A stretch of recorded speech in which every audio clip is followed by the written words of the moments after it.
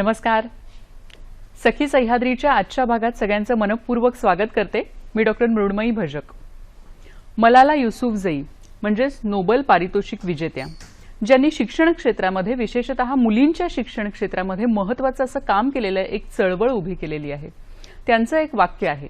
त्या म्हणतात की एक मूल, एक शिक्षक, एक पुस्तक आणि एक पेन यांनी संपूर्ण जग बदलू शकतं. खरोखरच शिक्षणामध्ये संपूर्ण जग बदलण्याची ताकद आहे.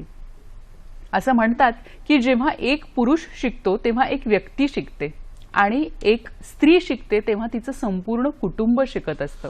आणि त्याच्याच पुढे जाऊन आपण असं म्हणू शकतो की संपूर्ण कुटुंब आणि समाज देखील शिक्षित होऊ शकतो. पण ह्याची जी सुरुवात आहे ती मुलींच्या शिक्षणापासून होते. म्हणूनच आज आपण मुलींच्या शिक्षणावर बोलणार आहोत. आजचा सखी सह्याद्रीचा विषय पाहूया.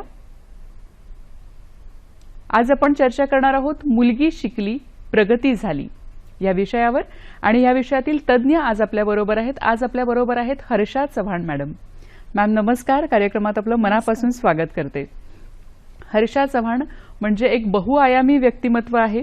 त्या राष्ट्रीय आणि आंतरराष्ट्रीय शिक्षक प्रशिक्षक आहेत.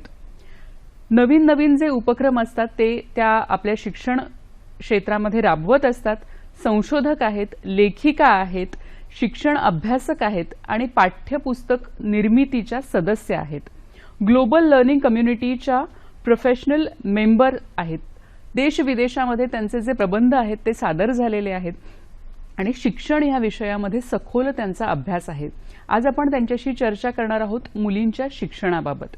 अर्थातच तुमच्याही मनात काही प्रश्न असतील, शंका असतील, त्या जरूर आमच्यापर्यंत पोहोचवा. त्यासाठी जे आमचे दूरध्वनी क्रमांक आहेत ते टिपून घ्या. दूरध्वनी क्रमांक असे आहेत 24908050 आणि 24988050. 022 हा STD कोड आहे मुंबई बाहेरील सगळ्या प्रेक्षकांसाठी आणि मोबाईल धारकांसाठी. आपले प्रश्न आपण जरूर विचारा. पण जेव्हा आपण प्रश्न विचारतो तेव्हा काही गोष्टींचं आपण लक्षात ठेवणार आहोत. एक म्हणजे जेव्हा तुम्ही इथे फोन कराल आणि तुमचा फोन इथे जोडला गेला हे तुम्हाला कळेल तेव्हा तुमच्या टीव्हीचा आवाज जो आहे तो पूर्णपणे बंद करा. सलग प्रश्न विचारा आणि उत्तर ऐकण्यासाठी तुम्ही टीव्हीचा आवाज पुन्हा वाढवू शकता. दुसरं म्हणजे आजचा जो विषय आहे मुलींच्या शिक्षणाबाबत, मुलगी शिकली प्रगती झाली या विषयाला अनुसरूनच आपले नेमके प्रश्न आम्हाला अपेक्षित आहेत. तर सुरुवात करूया. मॅडम पुन्हा एकदा स्वागत करते आपल्या कार्यक्रमामध्ये. आणि आपण मुलींच्या शिक्षणाबद्दल बोलतोय. आपलं शिक्षण क्षेत्रामध्ये अनेक वर्षांपासून आपण कार्यरत आहात. तर एक मुलगी जेव्हा होते तेव्हा खरोखरच घरातलं जे वातावरण आहे ते उल्हासित होत असतं आणि समाजामध्ये देखील मुलींचं जे स्थान आहे ते नक्कीच एक खूप महत्त्वाचं असं स्थान आहे. त्याबद्दल नक्कीच मुलगी आपण म्हणू शकतो की मुलगी निसर्गाचा ठेवा आहे. मुलींचे शिक्षण हे काळाची गरजच आहे. आपण म्हणतो की मुलगी जन्माला येते त्यावेळेस अंगणामध्ये बहार येतो, घर परिसर सगळं आनंदाने फुलून जातो. मग एवढी मुलगी महत्त्वाची आहे. आणि आपण नेहमी म्हणतो की मुलींमुळे घराला शोभा येते, प्रत्येकाचं आयुष्य हे खूप सुंदर होतं. मुलगी प्रत्येकाच्या जीवनाला एक आकार देते. म्हणजे एक बहुआयामी व्यक्तिमत्व म्हणजे मुलगी असते. मग अशी ही मुलगी म्हणजे नक्कीच एक अनमोल देणगी जर आहे आणि तिला जपून ठेवणं ही एक काळाची गरज आहे. नक्कीच मॅडम. आपण म्हणतो की मुलींचं आता शिक्षणाचं प्रमाण जे आहे ते वाढलेलं आहे. वेगवेगळ्या क्षेत्रात ती नवनवीन क्षेत्र जी आहे ती पादाक्रांत करते आहे. पण आपण जर आकडेवारीकडे जर पाहिलं मॅडम तर अजूनही आपल्याला पाहायला मिळतं की ग्रामीण क्षेत्रामध्ये, ग्रामीण भागामध्ये मुलींच्या शिक्षणाचं जे प्रमाण आहे किंवा मुलींचं शाळेतून बाहेर पडण्याचं जे प्रमाण आहे ते देखील भरपूर आहे. तर तुम्ही काय सांगाल की आकडे काय सांगतायत याबाबत? सगळ्यात महत्त्वाचं म्हणजे मुलींचं शिक्षण अत्यंत महत्त्वाचं आहे. आणि त्यामध्ये महत्त्वाची गोष्ट म्हणजे आपण आता एक वाक्य छोटंसं सांगावंसं वाटतं की कळी बहरणार नाही जीवन रसा वाचून, तसेच मुलगी या ठिकाणी बहरणार नाही शिक्षणा वाचून. तर इतकं महत्त्व आहे शिक्षणाचं. पण असं असताना सुद्धा आपण जर सर्वेक्षणाचा जर विचार केला तर जवळजवळ जगभरामध्ये 132 दशलक्ष मुली ह्या शाळाबाह्य आहेत. संपूर्ण जगभरामध्ये 132 बरं, दशलक्ष बरं, बरं. मुली ह्या अजूनही शाळाबाह्य अरे आहेत. बापरे. तर हा आकडा म्हणजे आपण जेव्हा जिल्ह्यापुरती राज्यापुरती विचार करतो त्यावेळेस आपल्याला ती आकडेवारी छोटी वाटते, पण संपूर्ण आपण जगाचे जेव्हा लोकसंख्येचा विचार करतो त्यामध्ये स्त्री पुरुषांचं प्रमाण जेव्हा आपण विचारात घेतो तेव्हा नक्कीच ही आकडेवारी चिंताजनक आहे की अजूनही आपण ज्यांना आत्ताच म्हटलं की मूलाधार आहेत या संस्कृतीचा, ज्यांच्यामुळे हे जगाची निर्मिती होते, सृष्टी त्यांच्यामुळे चालू आहे, तर त्या मुलींचं अस्तित्व शिक्षणामध्ये इतकं कमी का असावं हे आपल्याला नक्कीच विचार करण्यासारखं आहे.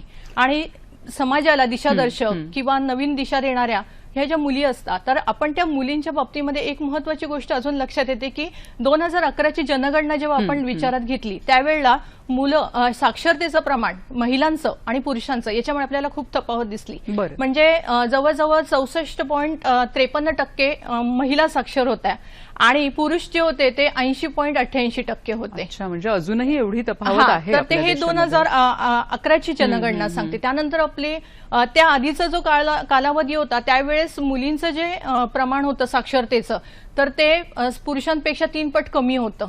म्हणजे प्रगती झालेली आहे परंतु त्याच्यामधली ही तफावत जी आपण बघतो तर ती खूप मोठ्या प्रमाणामध्ये आहे. आणि आपण अजून एक महत्वाची गोष्ट लक्षात घेण्यासारखी आहे की हे जे सर्वेक्षण आहे त्या सर्वेक्षणातून अजून एक गोष्ट समोर येते की मुलींचं शाळेमध्ये शिकण्याचं जे प्रमाण आहे ते बऱ्याचदा स्त्री पुरुष शिक्षकांवरती अवलंबून असतं. म्हणजे 2018ची आपण आकडेवारी जर लक्षात घेतली तर आपल्याला असं लक्षात येतं की जवळजवळ प्राथमिक शिक्षक हे 105 म्हणजे हजारामागे आपण जर 100च्या मागे जर विचार केला तर 105 शिक्षकांमागे 100 महिला शिक्षिका होत्या. आणि हे प्राथमिक स्तरावर झालं. परंतु जेव्हा आपण माध्यमिक स्तरावर जातो तेव्हा हे प्रमाण 100च्या मागे या ठिकाणी 83 होतं. आणि उच्च माध्यमिकसाठी जेव्हा आपण हा विचार करतो तेव्हा पुरुष शिक्षकांच्या मानाने महिला शिक्षकांचं प्रमाण हे 64 आहे. म्हणजे जसं जसं हायर एज्युकेशनकडे आपण वळतो आहे तेव्हा इथेच आपल्याला लक्षात येतं की शिक्षकांचं जे प्रमाण आहे महिला शिक्षकांचं तर ते शिक्षण क्षेत्रामध्ये सुद्धा म्हणजे विचार करण्यासारखं आहे. हा खरं तर मुद्दा तुम्ही फार महत्वाचा मांडला की जो विचार करण्यासारखा आहे. आपल्याला एक फोन येतोय तो घेऊया. रवींद्र कुडाळकर आपल्याशी बोलतात जळगावहून. नमस्कार, बोला. नमस्कार. मी असं विचारू इच्छितो मॅडमला की काही अशिक्षित कुटुंबामध्ये किंवा मुलीला शिकवण्याची आर्थिक परिस्थिती नसते किंवा काही श्रद्धा परंपरा रूढी कुटुंबात अस्तित्वात असतात किंवा आदिवासी कुटुंबात असं होऊ शकतं मुलीला शिकू दिलं जात नाही पुढे किंवा काही मुलींचं अर्धवट शिक्षण झालेलं असतं, लग्न केलं जातं आणि लग्नानंतर ज्या सासरी कबूल करतात की आम्ही शिकू पण नंतर ते शिकवलं जात नाही. तर याबद्दल काय केलं जावं? धन्यवाद. खरं तर जेव्हा आपण मुलींचं शिक्षण म्हणतो मॅडम तेव्हा ते फक्त शिक्षण राहत नाही तर त्याच्यामध्ये आपला एक सामाजिक जडणघडण असते, संस्कृती असते किंवा त्या घरातले संस्कार असतात. तर ह्या सगळ्याचा परिणाम कुठेतरी शिक्षणावर होत असतो. आणि अशा वेगवेगळ्या कारणांमुळे जेव्हा मुलीचं शिक्षण अर्धवट राहतं किंवा विशेषतः जसं त्यांनी सांगितलं की लग्नानंतर शिक्षण बंद होतं, त्याबद्दल काय सांगाल तुम्ही? सगळ्यात महत्वाचं म्हणजे अजूनही आपण आताच मी म्हटलं की अजूनही जोखड हे निघालेलं नाहीये. मुलींच्या पायातलं जोखड निघालेलं नाहीये. मुलींनी स्वतः टाकून देण्याचा प्रयत्नही करत नाहीत. अनेक ठिकाणी हे दिसून येतं. खरंय. म्हणजे हा मुद्दा पण बरोबर आहे की त्या स्वतः देखील त्यांनी प्रयत्न केले पाहिजेत की ते जोखड टाकून देण्याचा. आता रवींद्र सरांचा प्रश्न होता की हे बदलणार कधी, तर त्याबद्दल मला नक्कीच सांगावंसं वाटतं की हा बदल नक्कीच शक्य आहे किंवा ही समस्या नक्कीच दूर होईल. पण त्याआधी मुलींनी स्वतः मानलं पाहिजे की हो मला शिकायचंय. आपली स्वतःची जिद्द ठेवली पाहिजे. स्वावलंबी होण्यासाठी कुणीतरी येऊन आपल्याला स्वावलंबी हो, तुझ्या पायावर उभे राहा म्हणून सांगणार नाही. तर तिथे आपल्याला प्रयत्न करणं जरुरी आहे. मग इथे काय करू शकतो आपण अशा परिस्थितीमध्ये? सगळ्यात महत्वाची म्हणजे हे लग्न ही एक संस्था आहे आणि तिथे आपण म्हणतो की कमिटमेंट. तर ही कमिटमेंट जी असते तर ती ही 2 व्यक्तींची नसते तर 2 कुटुंबांची पण असते. तर ती पाळणं जाणं गरजेचं आहे आणि याचा मूलाधार पण शेवटी शिक्षणामध्येच आहे. जेव्हा कुटुंब शिकतं, सर्व घरातले मंडळी शिकतात त्यावेळेला सगळ्यात महत्वाचं असतं की त्यांचे हे विचार आपोआप प्रगल्भ होतात की येणारी व्यक्ती जी असते ती एक सून म्हणून आपल्या घरात येणार नाहीये तर आपल्याला एक मुलगी मिळणार आहे. तर आपल्या मुलीला आपण कसं काय शिक्षणापासून वंचित ठेवायचं किंवा पुढे जाण्यापासून कसं वंचित ठेवायचं, तिच्या इच्छा आकांक्षा जसं आपण आपल्या मुलाच्या बाबतीत पूर्ण केल्या तशा तिच्या बाबतीत का नाही करायच्या, ही आपोआप प्रगल्भता काळानुसार मग अशा सुशिक्षित कुटुंबांमध्ये दिसून येते आणि त्यामुळे हे प्रश्न दूर होतात. पण बरोबर आहे. तरीही निरक्षर कुटुंबांमध्ये किंवा जिथे दुर्बलता आहे, आर्थिक दुर्बलता किंवा इतर अनेक संकटांना त्यांना सामोरे करायला लागतात, तेव्हा त्यांच्यासाठी सगळ्यात महत्वाचं असतं ते म्हणजे पोटाची खळगी भरणं. किंवा काही ठिकाणी असतं की जिथे रूढी परंपरा किंवा जॉईंट फॅमिली जी असते त्यावेळेस बऱ्याच गोष्टी असते, रूढी परंपरांचा पगडा असतो, त्यावेळेला सगळ्यांचा सारासार विचार करून हे करायला लागतं. मग शेवटी इथे मुलींनी कन्व्हिन्स करणं किंवा आपलं मत मांडता येणं महत्वाचं आहे. आणि माझ्या मते शिक्षणामुळेच मुली स्वतःचं मत मांडू शकतात. जेव्हा त्या स्वतः स्वावलंबी बनतील तेव्हा त्या नक्कीच आपले मत प्रदर्शित करतील आणि कन्व्हिन्स करू शकतील. बरोबर आहे. म्हणजे एका शिक्षणामुळे किती वेगवेगळे बदल तुमच्या व्यक्तिमत्वामध्ये घडतात आणि तुमचं आयुष्य अगदी पूर्ण बदलू शकतं. आपण आता बघितलं म्हणजे आकडे असं सांगतायत, सर्वेक्षण असं सांगताय की मुलींचं शिक्षणाचं जे प्रमाण आहे ते आपल्याकडे अजूनही कमी आहे. तर त्याची कारणमीमांसा काय आहे? काय कारणं आहेत की शिक्षणाचं जे प्रमाण आहे ते कमी आहे अजून आपल्याकडे?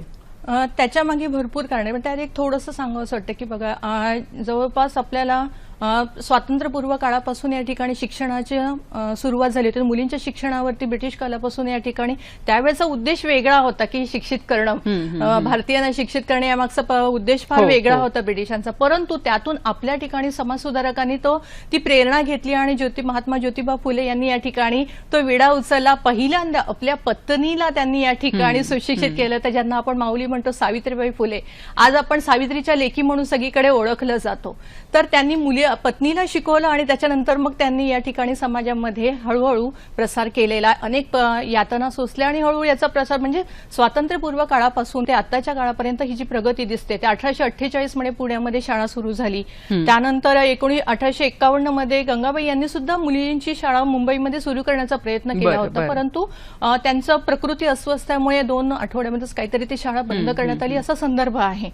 त्यानंतर तारामाई बोडक यांनी सुद्धा भारतभर या ठिकाणी मुलींच्या शाळेसाठी, मुलींच्या शिक्षणासाठी प्रयत्न केलेले. म्हणजे इतिहासामध्ये हे दाखले दिसतात. म्हणजे आपण मुलींच्या जेव्हा शिक्षणाच्या समस्यांचा विचार करतो त्यावेळेला आपल्याला हे लक्षात घेणं जरुरी आहे की ह्या समस्या उद्भवतात कुठून. जर इतिहासामध्ये आपण डोकावून बघितलं तर 70-80च्या दशकामध्ये शिक्षणाचे फायदे तळागाळापर्यंत पोहोचवण्यासाठी डॉक्टर बाबासाहेब आंबेडकरांपासून ते आज तागतपर्यंत सर्व शिक्षण तज्ज्ञांनी आजच्या 21व्या शतकामध्ये अतोनात प्रयत्न करत आहे. शिक्षणाचं सार्वत्रिकरण करण्यासाठी अहोरात्र या ठिकाणी वेगवेगळ्या योजनांचं, पॉलिसींची तयारी केली जाते, त्याची अंमलबजावणी केली जाते आणि शिक्षण तळागाळापर्यंत पोहोचवण्यासाठी खूप मेहनतही घेतली जाते. नक्कीच. मग यामध्ये पहिलं आपण कारण सांगू शकतो. नक्कीच आपण कारण मीमांसेकडे वळणार आहोत किंवा आता जसं मॅडम म्हणाले की भरपूर योजना आहेत मुलींच्या शिक्षणाबाबतीच्या, तर त्या योजनांबाबत देखील आपण सविस्तर जाणून घेणार आहोत. पण आता वेळ झाली एका छोट्याशा विश्रांतीची. पाहत रहा सखी सह्याद्री.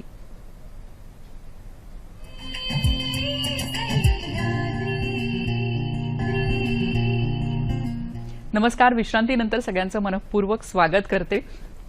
जेव्हा स्त्री ही शिक्षित असते तेव्हा ती स्वतःसाठी, तिच्या कुटुंबासाठी आणि संपूर्ण समाजासाठी एक आधारस्तंभ बनून राहते आणि ह्याची सुरुवात होते नक्कीच मुलींच्या शिक्षणापासून.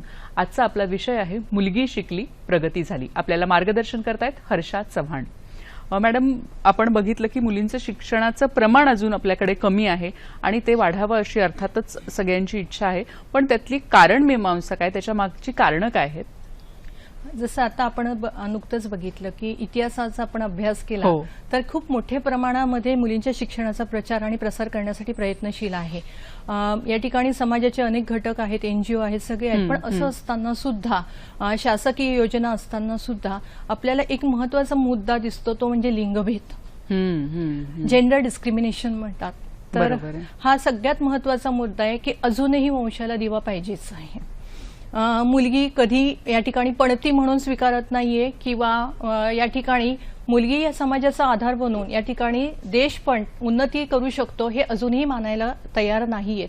मग हे जेंडर डिस्क्रिमिनेशन इतक्या मोठ्या प्रमाणामध्ये आहे की आपण ज्याला आपण वरदान म्हणतो, म्हणजे जसं आपलं विज्ञान आणि औषधशास्त्र जे आहे तर त्याने आपल्याला अनेक या ठिकाणी लाभ मिळवून दिलेले आहेत. पण एक सगळ्यात महत्वाचा दोष जो तयार झालेला आहे तो म्हणजे अल्ट्रासाऊंड, या ठिकाणी सोनोग्राफीच्या माध्यमातून या ठिकाणी आधीच कळतं की जेंडर. तर त्यामुळे जे गैरप्रकार जे सुरू झालेले आहेत त्यामुळे अजूनही हे लिंगभेदांमुळे जे मुलींचं भ्रूण जे आहे ते आईच्या कुशीतच या ठिकाणी नष्ट करण्यात येतं आणि त्यामुळे हे जे आहे की इथूनच मानसिकता तयार होते घरामध्ये की मुलींना स्वीकारायचं का नाही, आणि ह्याचा परिणाम असं होतो की ज्या मुली जन्माला येतात तर त्यांना घरामध्ये अनेक ठिकाणी, मग त्यामागची अनेक कारण आहेत, आर्थिक परिस्थिती आहे किंवा रूढी परंपरा आहेत किंवा दबाव आहे, किंवा आपण समाजामध्ये ज्याची आपण कारण मीमांसेत चर्चा करणार आहोत की समाजाच्या विविध क्षेत्रामध्ये किंवा आजूबाजूच्या परिसरामध्ये मुलींवर होणारे अत्याचार आहेत, याचा परिणाम म्हणून का असेना पण बऱ्याच वेळा मुलींना शाळेत पाठवण्यासाठी पालक तयार नसतात किंवा त्यांचं शिक्षण अर्धवट ठेवतात.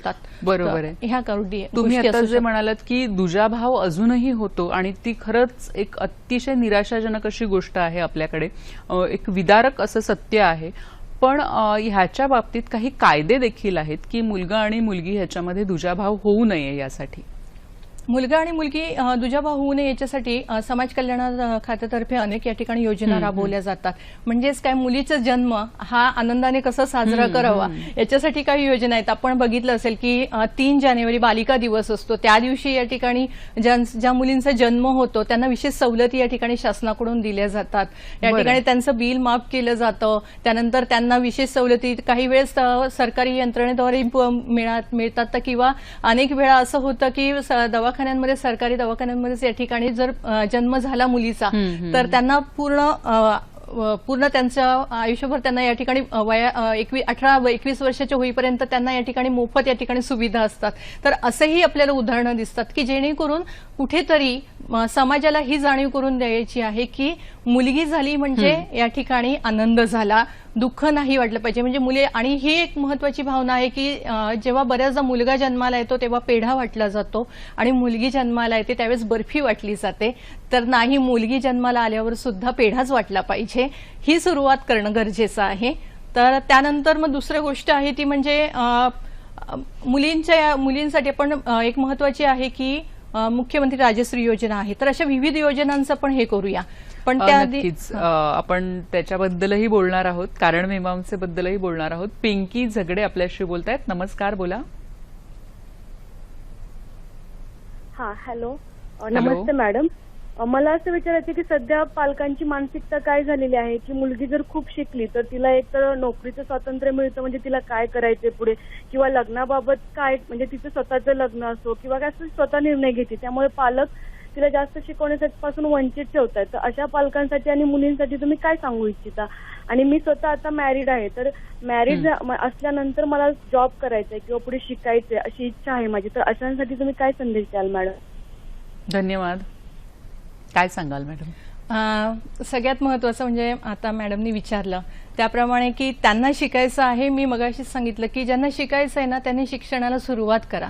त्याच्यासाठी कुठलाही दिवस किंवा कोणीही आपल्यासाठी येण्याची गरज नाही. आपण आपल्याला ज्या क्षेत्रामध्ये शिक्षण घ्यायचं आहे, जिथे या ठिकाणी आपले स्किल्स आपण डेव्हलप करू शकतो, ते शिक्षण घ्यायला सुरुवात करायची आहे.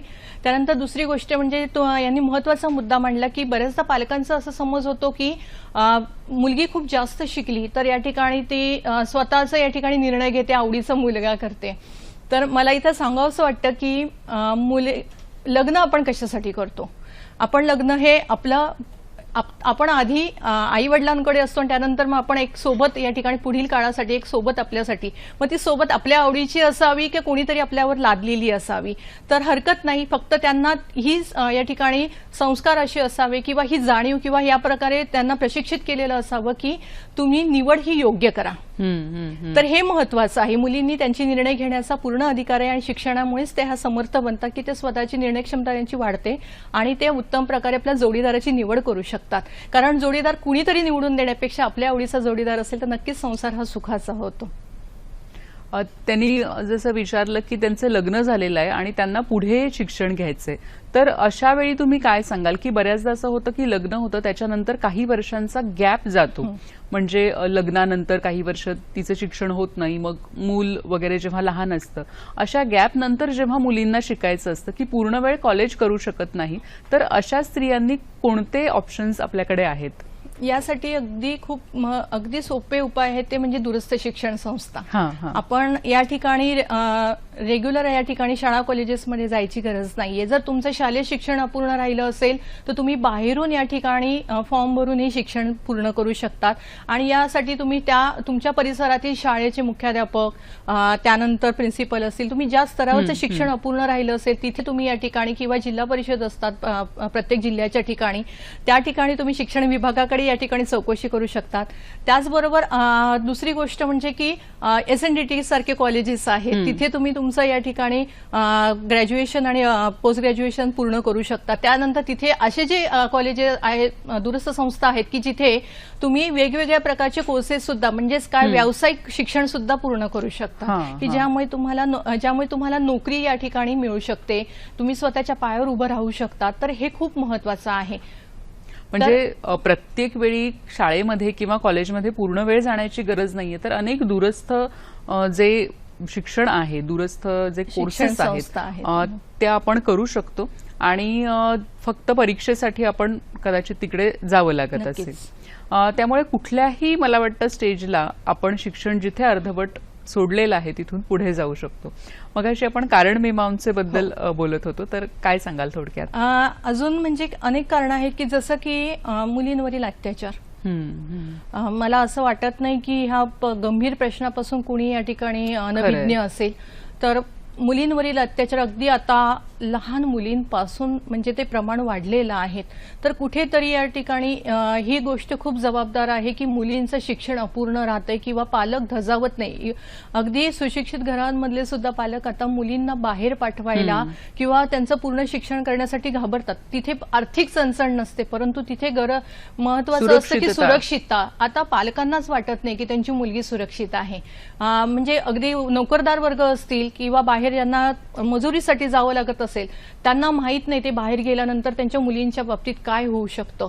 तर हे सगळे प्रकार असल्यामुळेच आपण हे बघतो की मुलींचं शिक्षण अपूर्ण राहतं. त्याच्यानंतर दुसरं आहे ते म्हणजे आर्थिक कमतरता. साहजिक आहे की आपल्याकडे आर्थिक विषमता एवढी मोठ्या प्रमाणामध्ये आहे आणि लोकसंख्येचा विचार करता तर आताच आपण डिस्कस केलं तो मुद्दा की या ठिकाणी मुलासाठी या ठिकाणी आपल्याकडे लोकसंख्येचं प्रमाण वाढत आहे की मुलगा होईपर्यंत या ठिकाणी स्त्रियांवरती गर्भधारणा लादली जाते की मुलगा होईपर्यंत मग अशामध्ये मुलींचं प्रमाण वाढत जातं आणि मग एवढ्या मुली आहेत मग त्यांना काय नाही, मग तो एकच मुलगा आहे ना त्याला शिकवू दे, तो माझ्या कुटुंबाचा आधार आहे, ह्या काय जातील इथून. तर ही जी भावना आहे त्यामुळे सुद्धा मुलींचं शिक्षण अपूर्ण राहतं. त्यानंतर बऱ्याचदा काय होतं, घरगुती कामं, लहान मुलांचा सांभाळ करणं असो किंवा शेतामधली कामं असो, यासाठी अनेक गोष्टी असतात. किंवा आता आपण लॉकडाऊनचं मी तर म्हणते की हे जे कोविड-19चं जे आता जे कालावधी सुरू आहे तर या कालावधीमधला सगळ्यात जास्त निगेटिव्ह इम्पॅक्ट जर कोणावर झालं असेल तर मी म्हणते मुलींवर झालेला आहे.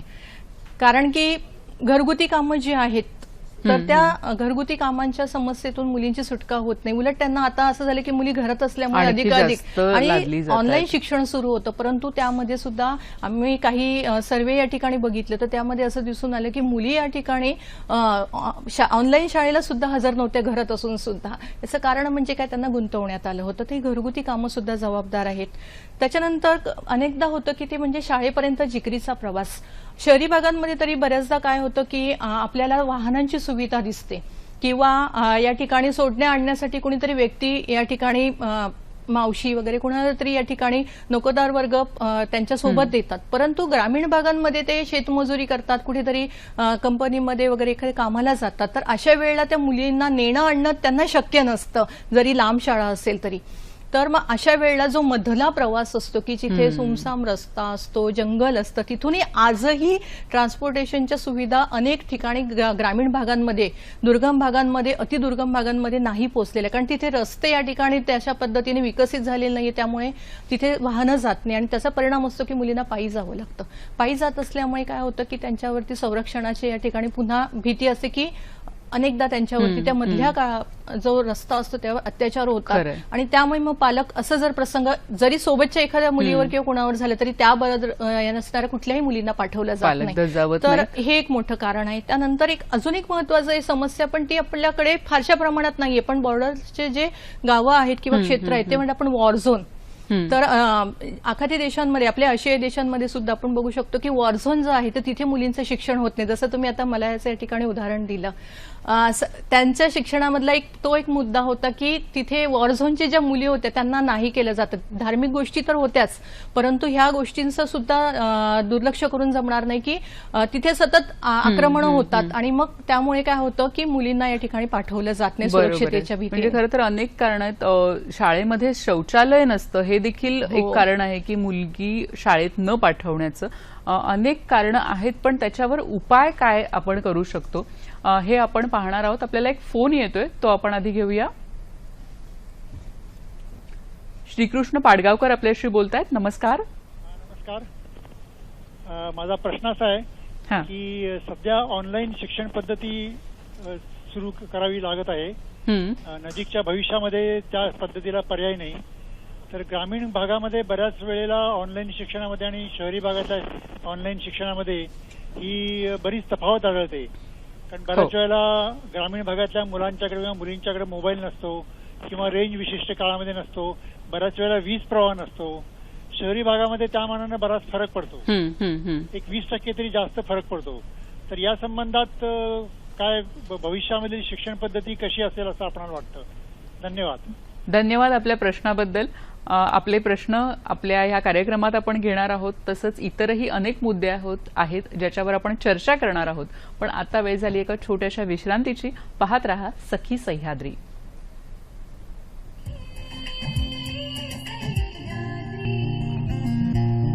नमस्कार. विश्रांतीनंतर सगळ्यांचं मनपूर्वक स्वागत करते. आजचा विषय आहे मुलगी शिकली प्रगती झाली. शिक्षणाने मुलींच्या मध्ये, स्त्रियांच्या मध्ये, त्यांच्या संपूर्ण आयुष्यामध्ये आणि पर्यायाने समाजामध्ये अनेक बदल घडून आलेले आहेत याबद्दल आपण बोलतोय. आणि त्याचप्रमाणे मुलींच्या शिक्षणाबाबतच्या काही योजना आहेत त्याविषयी देखील आपण जाणून घेणार आहोत. आपल्याला मार्गदर्शन करतायत हर्षा चव्हाण मॅडम. मॅडम, आपल्याला फोन आला होता ब्रेकवर जाण्यापूर्वी. त्यांनी विचारलं होतं की ग्रामीण आणि शहरी भागामध्ये विशेषतः जेव्हा ऑनलाईन शिक्षण होतं त्याच्यामध्ये बराच फरक पडतो. ग्रामीण भागामध्ये अनेक अडथळे असतात हे ऑनलाईन शिक्षण घेण्यासाठी.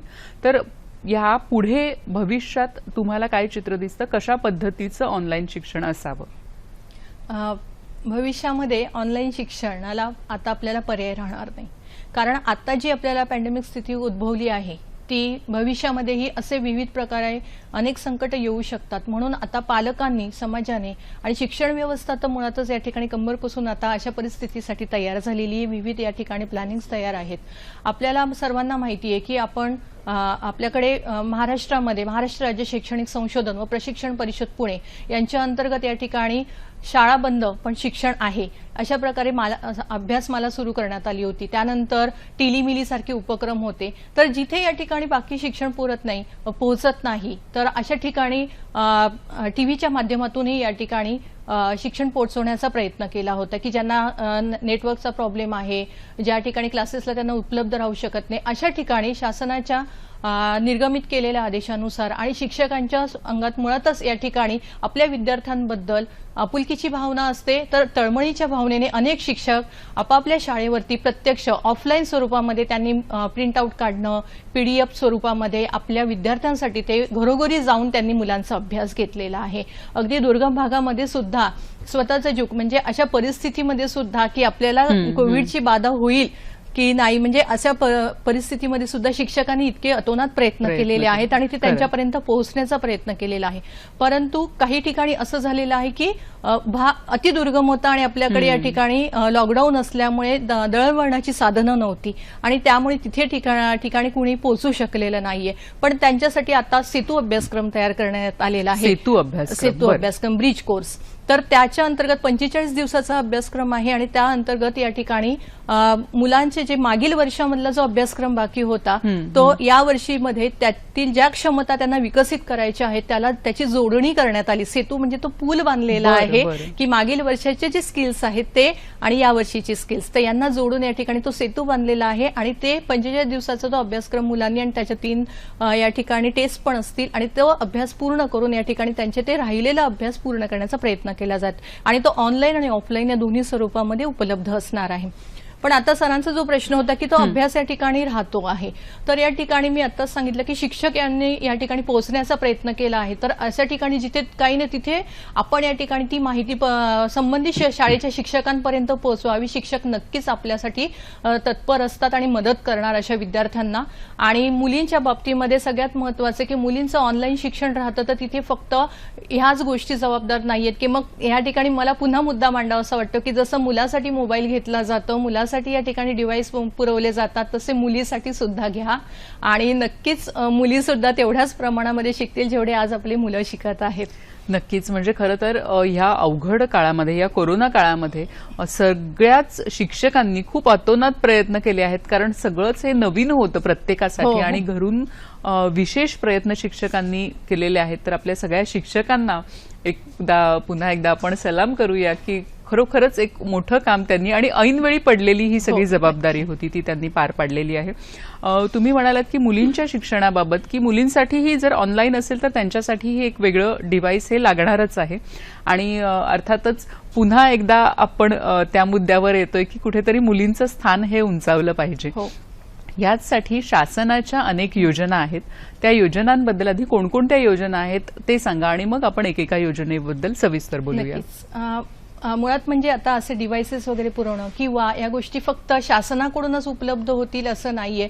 तर आपण बघितले आता अनेक एनजीओ या ठिकाणी काम करत असतात, अनेक सेवाभावी संस्था असतात, त्याचबरोबर अनेक ठिकाणी आपल्याकडे दानशूर व्यक्ती असतात. अगदी आपण बघितले लॉकडाऊनच्या काळामध्ये अगदी बाहेरच्या देशातून सुद्धा आपल्या देशामध्ये या ठिकाणी मुलांना मोबाईल वगैरेचे या ठिकाणी पाठवलेले होते. तर असं या ठिकाणी अशा ठिकाणी जिथे आता सरांनी सांगितलं की तिथे त्यांना सोय उपलब्ध नाही किंवा त्यांना देणारं कोणी नाहीये, तर अशा ठिकाणी नक्कीच आपण हा मदतीचा हात पुढे केला पाहिजे सगळ्यांनी आणि त्यांना मदत केली पाहिजे.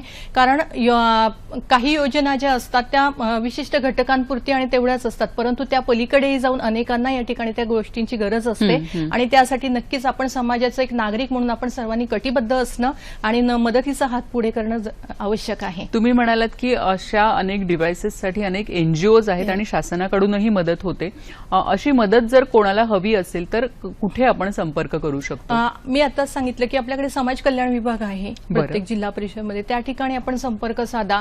आता सोशल मीडिया एवढ्या मोठ्या प्रमाणामध्ये आहे, तर त्याचा उपयोग ह्या अशा गोष्टींसाठी नक्कीच करूया. आपल्याला मदतीचा हात हवा असेल तर आपल्या शिक्षकांच्या मार्फत किंवा या ठिकाणी शाळेच्या माध्यमातून या ठिकाणी शासनाकडे या ठिकाणी त्याचं लेखी स्वरूपामध्ये पत्रव्यवहार केला जाऊ शकतो. आणि त्या ठिकाणी तशा स्वरूपाची मदत अशा मुलांसाठी नक्कीच शासनामार्फत केली जाते.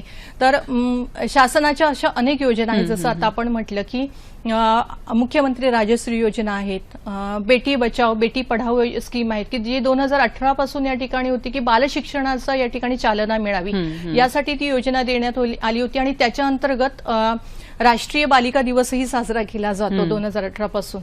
तर त्यानंतर वन स्टॉप सेंटर स्कीम आहे की जिथे मुलींना एकच आहे की जिथे त्यांच्या सगळ्या अडचणींचं, जसं तुम्ही आता सांगितलं की कुठे आपण सांगू शकतो, तर त्या ठिकाणी मग तक्रार निवारण असो किंवा काही मागणी असो, तर ते वन स्टॉप सेंटर आहे की जिथे सगळ्या गोष्टी असतील, अगदी सॅनिटायझेशनच्या गोष्टींपासूनच सगळं या ठिकाणी मासिक पाळीच्या दरम्यान. वन स्टॉप सेंटर्स हे कुठे कुठे असतात? म्हणजे प्रत्येक जिल्ह्याच्या ठिकाणी, शाळेच्या या ठिकाणी, तहसीलाच्या ठिकाणी या ठिकाणी आपल्याला वन स्टॉप सेंटर. तालुक्याच्या ठिकाणी पण असतात? हे तालुक्याच्या ठिकाणी पण असतात, तालुक्याच्या ठिकाणी असतात, जिल्ह्याच्या ठिकाणी असतात आणि त्याचं नाव वन स्टॉप सेंटर आहे, स्कीम आहे ती. त्याच्या अंतर्गत आपल्याला ती मदत पुरवली जाते. तर आपण नक्कीच या ठिकाणी तहसील कार्यालय, समाज कल्याण विभाग, जिल्हा परिषदेकडे, आरोग्य विभाग, नंतर शिक्षण विभागाकडे याची चौकशी करू शकतात. बरं बरं बरं. आपण योजनांबद्दल जेव्हा बोलतो तेव्हा अनेक योजना आहेत शासनाच्या. अहिल्याबाई होळकर योजना आहे आणि आणखीही अनेक आहेत. आपण एकेका योजनेबद्दल सांगूया. नक्कीच. अहिल्याबाई होळकर मोफत पास योजना आहे की जी इयत्ता 5वी पासून ते 12वी पर्यंत शिकत असलेल्या मुलींसाठी ती योजना आहे. विशेषतः करून त्यामध्ये मुलींसाठी घर ते शाळा किंवा कॉलेजपर्यंत या ठिकाणी मोफत पासची सुविधा आहे. त्यामध्ये मुलींना कुठल्याही प्रकारे 12वी पर्यंत कुठल्याही प्रकारे पाससाठी पैसे द्यावे लागत नाही. बस किंवा ट्रेनचा पास मिळतो त्यांना. त्यानंतर यामध्ये त्यांना जो संपर्क करायचा आहे तो नजीकचा जो त्यांचा एसटी डेपो आहे त्या ठिकाणी शाळेचा या ठिकाणी आयडी कार्ड कार्ड असतं ते किंवा शाळेचा दाखला घेऊन जायचा आणि त्या ठिकाणी मुख्याध्यापकांच्या सहीने तो दाखला असतो किंवा प्रिन्सिपल कॉलेजचा असेल तर प्रिन्सिपलच्या सहीने दाखला मिळतो आणि मग ते त्यांना मोफत पास ते योजनेचा ते लाभ घेऊ शकतात. आणि ही सर्व मुलींसाठी आहे, सर्व प्रकारच्या मुलींसाठी या ठिकाणी ही योजना आहे. बरोबर आहे. म्हणजे प्रवास जो असतो तो ह्या योजनेमार्फत नक्कीच सुकर होऊ शकतो, मोफत होऊ शकतो. काही मुलींना वसतिगृहात राहण्याची गरज असते कारण प्रत्येक गावामध्ये पुढचं शिक्षण असेलच असं नाही, तर त्यासाठी देखील जिजाऊ वसतिगृह जी योजना आहे त्याबद्दल. जिजाऊ वसतिगृह योजनेच्या अंतर्गत या ठिकाणी मुख्यत्वे करून महाविद्यालयीन मुली किंवा नोकरदार ज्या महिला आहेत त्यांच्यासाठी या ठिकाणी मोफत निवासाची सोय असते. तिथे फक्त निवासच नसतो तर त्या ठिकाणी त्यांना भोजनही मोफत स्वरूपामध्ये मिळतं. त्यानंतर त्यांच्यासाठी इतर सुविधाही असतात, मग सॅनिटायझेशनच्या असतील, इतर प्रकारच्या सुविधांची या ठिकाणी त्यांना मिळत असतात. आणि या योजनेचा लाभ जरूर घ्यावा की आता बाहेर शिकण्यासाठी मुली जातात. ग्रामीण भागातल्या मुलींना जवळपास कॉलेज वगैरे नसतात किंवा आता आपण बघतो की आता ग्रामीण भागातील मुली सुद्धा खूप जिद्दीने शिकतात आणि पुढे जातात. मग अशा वेळेला प्रश्न होतो त्यांचा एखाद्या लांब बाहेर कुठेतरी नंबर लागतो या ठिकाणी चांगल्या कॉलेजेसमध्ये, परंतु प्रश्न येतो राहण्याचा. आणि जे कॉलेज मिळतं त्याची फी ते जेमतेम भरू शकतात, परंतु राहण्याचा प्रश्न पुन्हा तारांकित असतो. आणि आता बघितलंय आपण की आता गर्दी खूप वाढली आहे पण कुटुंब व्यवस्था छोटी झालेली आहे आणि कुणी नातेवाईक किंवा कुणाकडे राहणं आता त्या पद्धतीने शक्य नाही जसं पूर्वीचा काळ होता. मग अशा वेळेस या ठिकाणी अशा योजनांचा लाभ त्यांनी जरूर घ्यावा. नक्कीच. आपल्याला एक फोन येतोय तो घेऊया. कांदिवलीहून आपल्याशी बोलतायत यशवंतराव चव्हाण.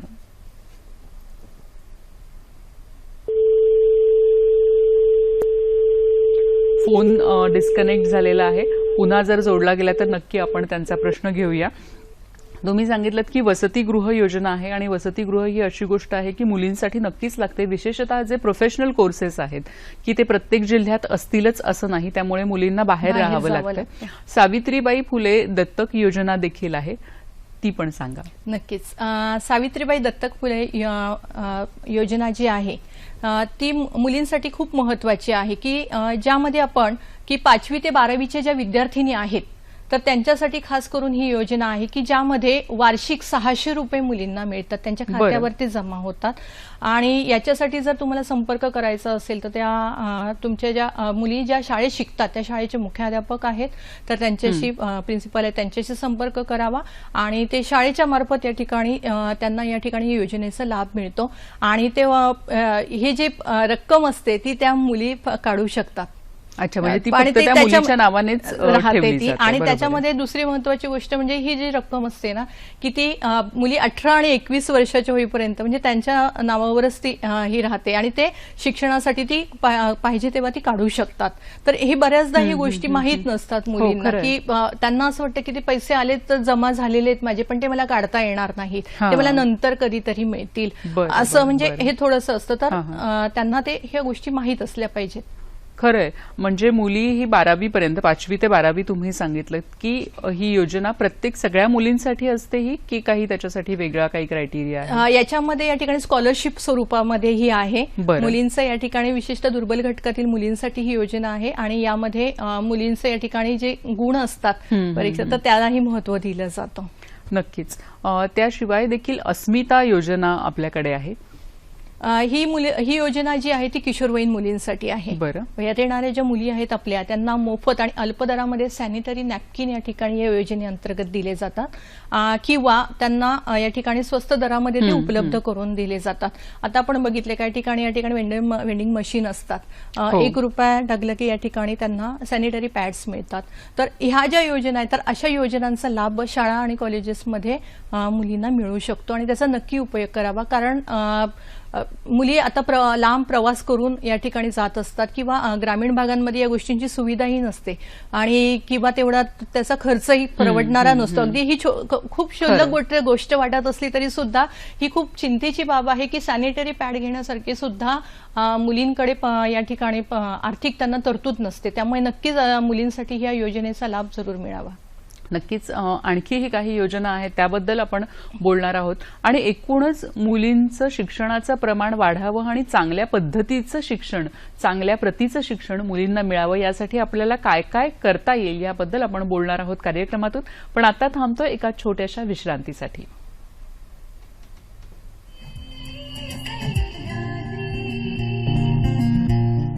नमस्कार. विश्रांतीनंतर सगळ्यांचं मनपूर्वक स्वागत करते. मुलगी शिकली, प्रगती झाली आणि या मुलींच्या शिक्षणाविषयी आज आपण चर्चा करतोय. आपल्याबरोबर आहेत हर्षा चव्हाण.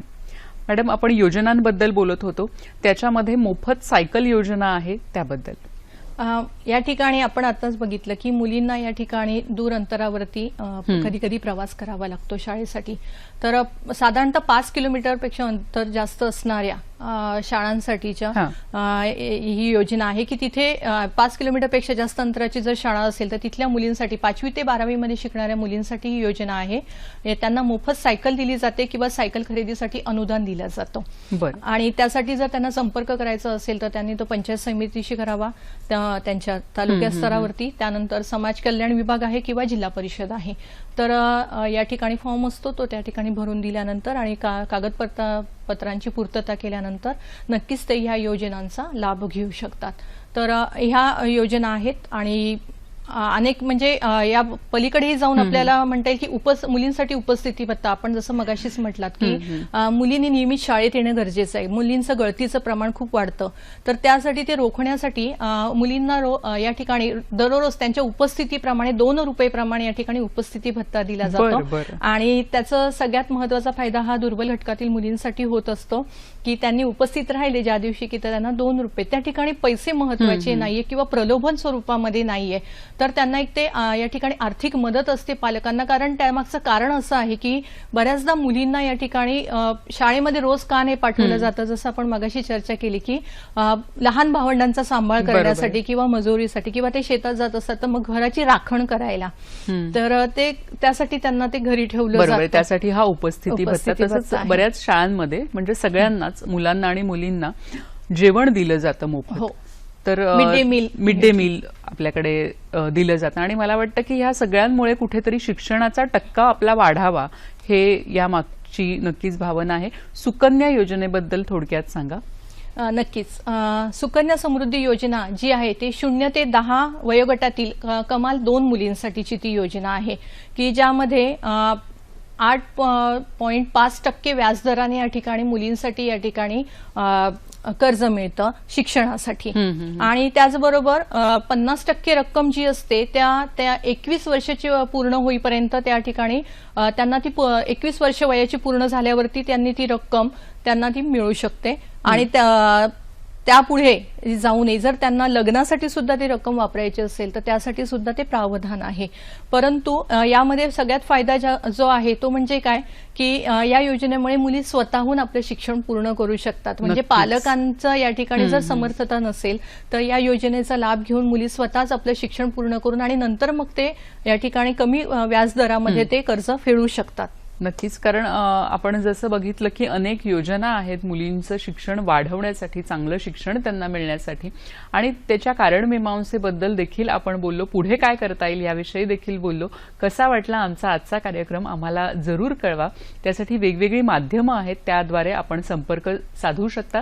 फेसबुकचं माध्यम आहे www.facebook.com/dd सह्याद्री. सखी सह्याद्री @gmail.com हा आमचा मेल ID आहे. यूट्यूबवर आपण हा कार्यक्रम तसंच आमचे इतरही कार्यक्रम पाहू शकता आणि ट्विटर हँडल आहे @dd सह्याद्री. मॅडम, तुम्ही इथे आलात आणि खूप छान मार्गदर्शन केलं. अगदी जाता जाता आमच्या दर्शकांना अगदी थोडक्यात काय सांगाल? नक्कीच. या ठिकाणी मुळात म्हणजे मी सखी सह्याद्रीचे या ठिकाणी मनापासून आभार मानते की आज या मंचावरती मला सर्व पालकांसाठी, विद्यार्थ्यांसाठी, शिक्षकांसाठी या ठिकाणी मुलींच्या शिक्षणाबद्दल मत मांडण्याची संधी मिळाली. आणि नक्कीच महत्वाचं जाता जाता एकच सांगेल की आपल्याकडे अनेक कर्तृत्ववान महिला होऊन गेलेल्या आहेत, तर आपण त्यांचा आदर्श घ्यावा.